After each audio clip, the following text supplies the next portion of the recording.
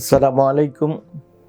আমি অধ্যাপক doctor AKM Mustafa Hossain, সাবেক পরিচালক, জাতীয় বক্ষব্যাধি ইনস্টিটিউট ও হাসপাতাল, মহাখালী, ঢাকা।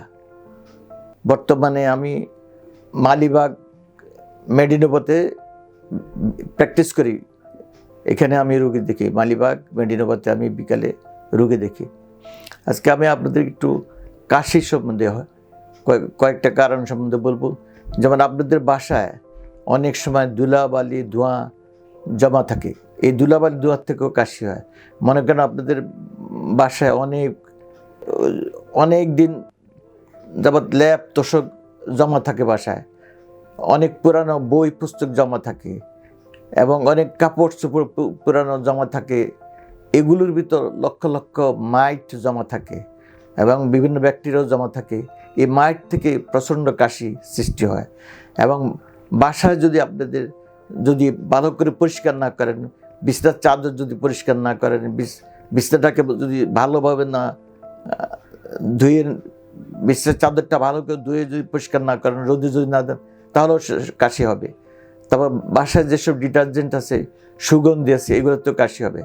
সবচেয়ে বড় কথা হলো বাসার ভিতরে যদি ক্রস ভেন্টিলেশন না হয়, মনে করেন দরজা জানালা সব বন্ধ থাকে, যদি না খোলা থাকে, তাহলে বাসায় সমস্ত গ্যাস, ধুলা বালি ধোঁয়া এগুলো বন্ধ হয়ে তো প্রচণ্ড কাশি সৃষ্টি করে।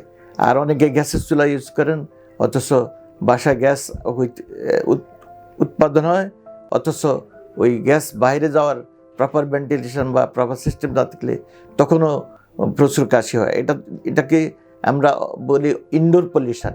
আর আউটডোর পলিউশনের বাইরে যে সমস্ত এই পুরান গাড়ির থেকে যে সমস্ত প্রচণ্ড গ্যাস বের হয়, এই গ্যাস থেকে কাশি হয়। এবং পুরান টায়ার থেকে অনেক ধুলাবালি ধোঁয়া রাস্তায় এই টায়ার থেকে সৃষ্টি হয়, সেখান থেকেও আমাদের কাশি হয়। আর রাস্তাঘাটে দেখা গেছে মানুষের প্রচণ্ড ভিড়, মানুষ একটু দূরে গায়ে না হেঁটে একটু দূরে থাকলেও তাহলেও রক্ষা পাওয়া যায়।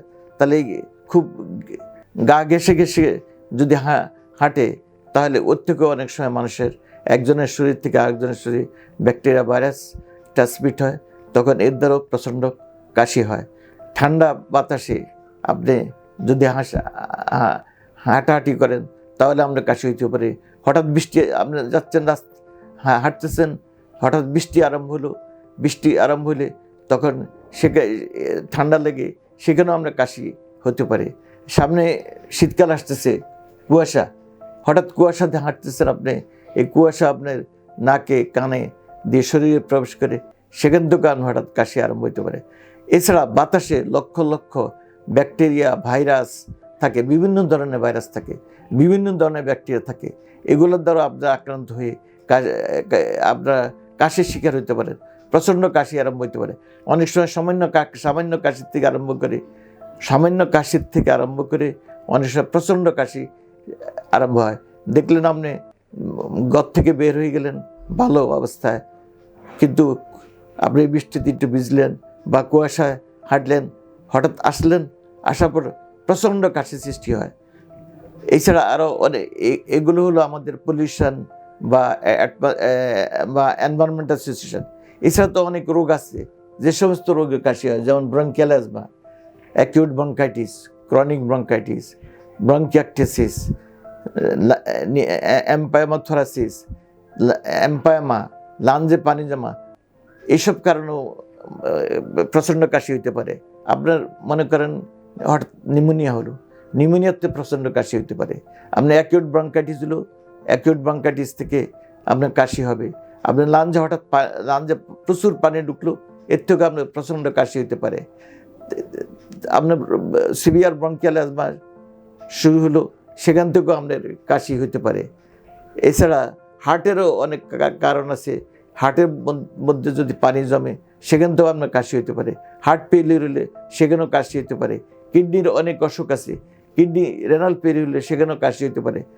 হ্যাপাটিক ফেলিওর হলে, লিভারের ফেলিওর হলে, লিভারের যদি অকেজ হয়, সেখান থেকে আপনার কাশি হতে পারে।